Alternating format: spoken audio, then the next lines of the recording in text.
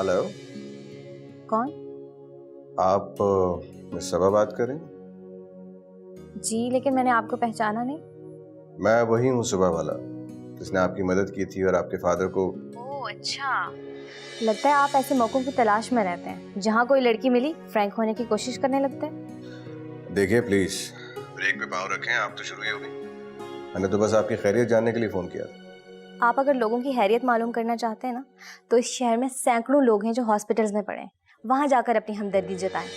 क्या आपने अपनी मेडिसिन की जगह सुर्ख मिर्चें जमा ली हैं? ज्यादा फ्री होने की जरूरत नहीं है, और आइंदा इस नंबर पर कॉल मत कीजिएगा, मेरे फादर का नंबर है।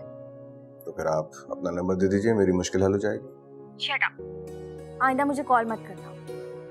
क्या अजीब इंसान है।